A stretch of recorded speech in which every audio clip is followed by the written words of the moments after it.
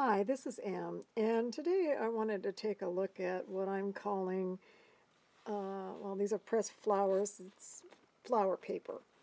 And I did a video about how I adhered these flowers to the paper probably a year or two ago, and I'll link to that down below. But in essence, what was going on in that video and what the whole purpose was I had all of these faded flowers because I don't throw anything away. And I thought, well, rather than recycling them, and of course they aren't even good for seconds for my Etsy shop, which I will sometimes do, but I thought, do texture. And so what I did, just real quickly in case you don't want to watch that video, is that I used, in this case, Liquitex matte medium and laid it down on paper and then started layering faded and old flowers on top. And that's what this was. And this particular piece, once that was done, I then took not liquid, but Inca Gold, and then put that on here and then put some lighter Inca Golds on top. And so what this does is it kind of gives it kind of feels leathery. It's got a very leathery feel. You can see that it's pliable. I haven't folded it in half, so I'm not sure how it would work for a journal cover. I'm just afraid that some of the botanicals would crack, so I'm not sure if I want to do it that much. Maybe if the journal cover was a front and a back and then the spine had a flat spine, it'd probably work. But if it was just folded over like that, I'm not going to make a crease. I think that the center might crack. I'm more or less thinking about using this for a belly band or some pockets, or maybe an inside pocket on a journal, or maybe a texture embellishment for the front of a journal or on some cards.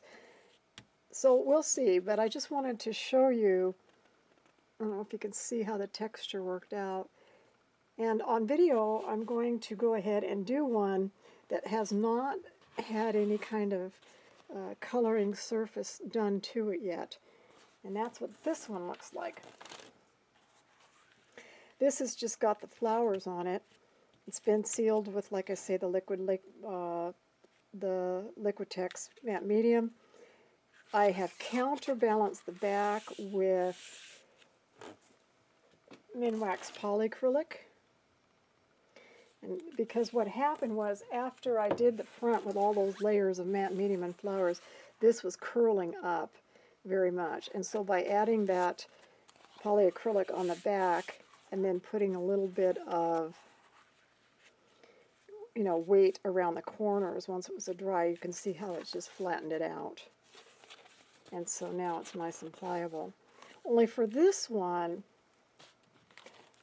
where this one I used a lot of the gold tone of the Inca Golds, this one I'm going to do a little different. I brought down, here's the colors that I'm going to work with. And if it's too in your face for the background colors, then I'll go grab some dark gray and tone it down. But let's start with this and see what happens. My goal for this one is I want the background to be darker than this one, so that the raised surfaces when I do the lighter colors on top will show up more. So if this sounds like something that you want to stay tuned for, then let's get started. The other thing is this is just a nylon brush. Any brush will do as long as you can put a little pressure on it and scrub around.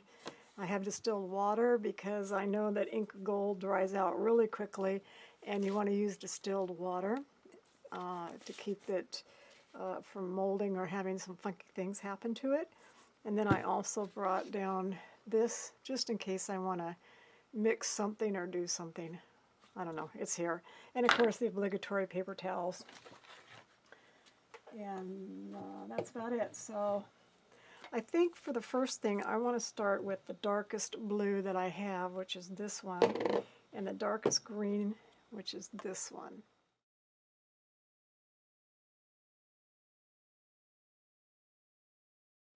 And then I'll bring this up to the camera just so you can see that right now it's just a bunch of faded browns and just florals on there.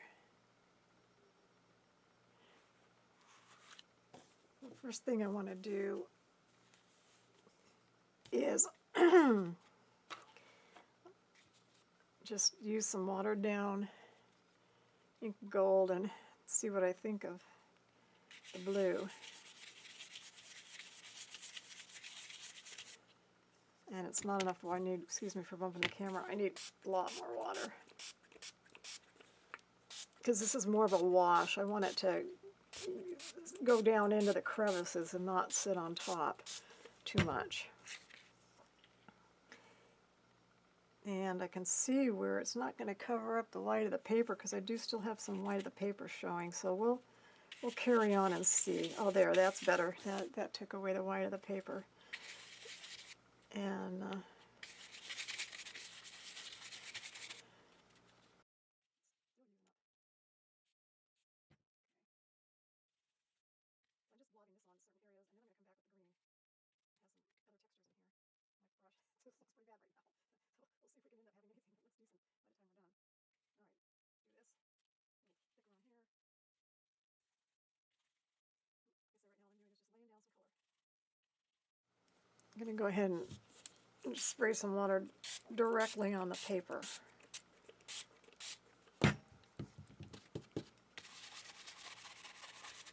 Start diffusing some of that blue.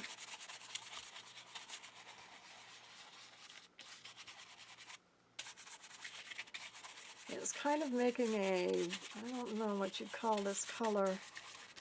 It's kind of a,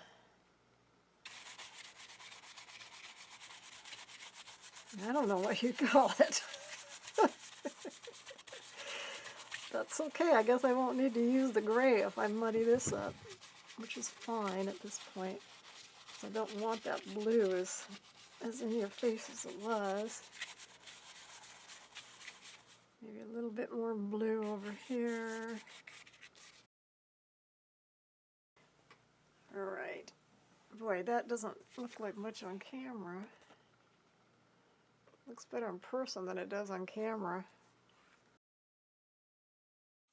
All right, I'm going to let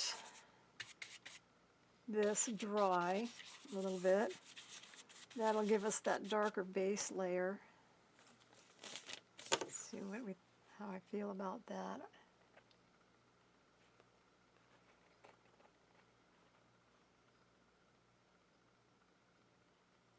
All right, that's just kind of a mottled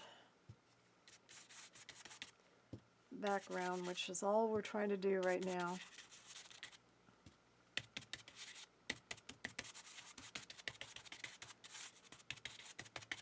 Get some of that down. Okay, we'll let that dry for a little bit and then we'll come back. The next thing I want to do is use these lighter or more vibrant, the blue and the green. And for this, I'm going to use my fingers. I'm not afraid of the Inca Gold. I think it's non-toxic. But sometimes there's just nothing like using your fingers. And I want to start going over some of this stuff with my finger. Some of the raised surfaces that I think I see, and trying to get some of the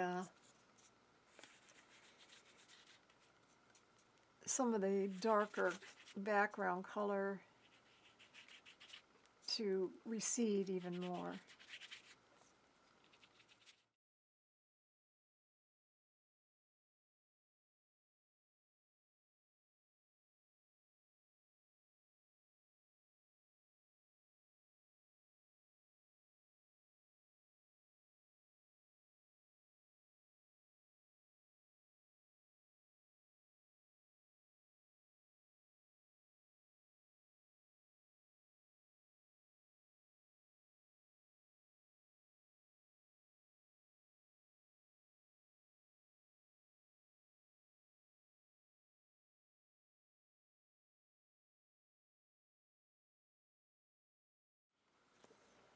start with the darker of the golds.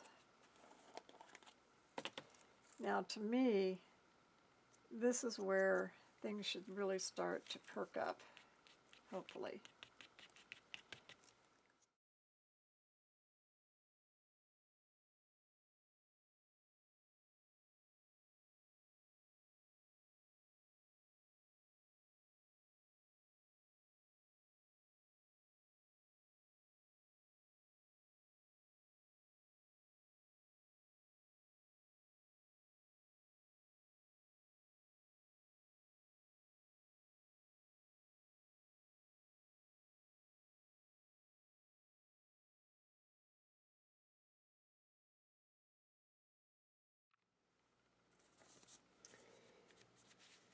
The nice thing about playing is that I can just keep messing around, and if I don't like it, I can put more on top. I brought 3 more colors down.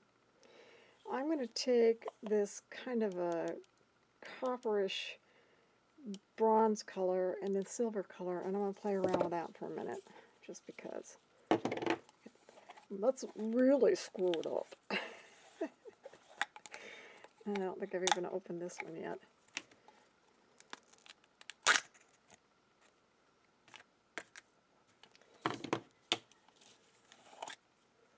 Alright, let's start with the darker one. That's pretty dry. No, I don't think I want to do that. So, alright, let's forget that one. Let's try the silver. See what that does. I'm really wanting something brighter, more bright. I think we got the dark tones, but I want something lighter. I was even thinking of trying some white, but I don't have anything white.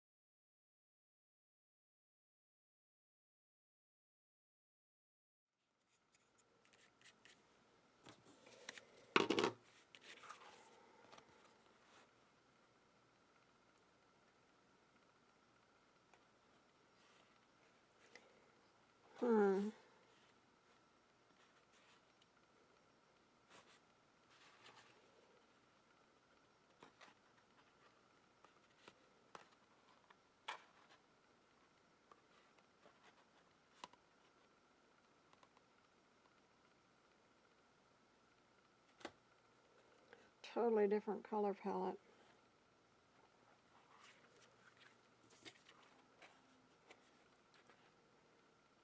Yeah, I'm kind of liking the silver, like just for a change. I've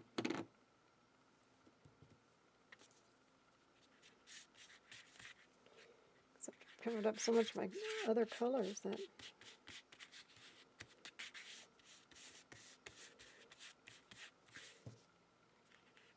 I'm going to go around with this gold just to warm it back up.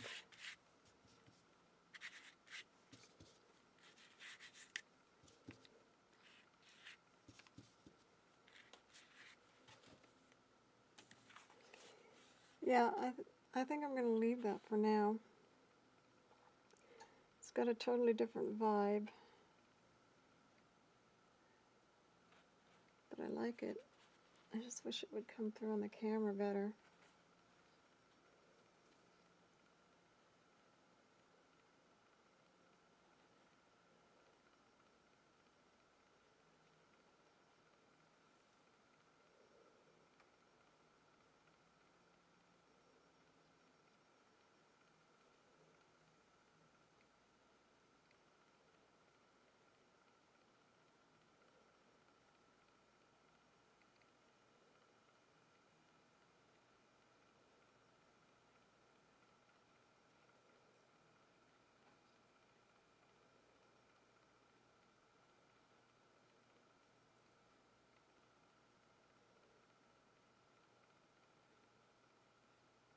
Okay, I'm going to leave it for now. This has got more of a silvery metallic type tone, and then the other one,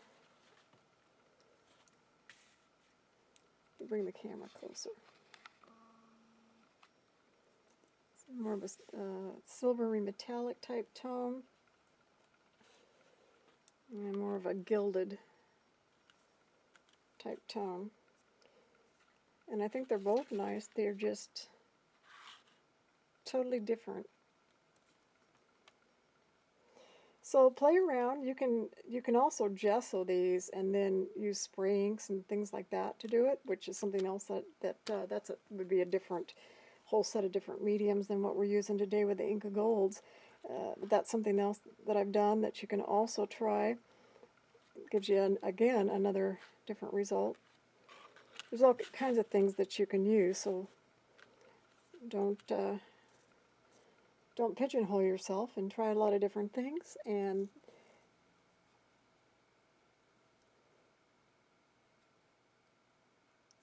try a lot of different things, because once this is all encased in the matte medium, it's fairly waterproof, and you can do a lot of different things on top of it. And it's a good way to use up your old flowers. Thank you for tuning in, and you have a wonderful day.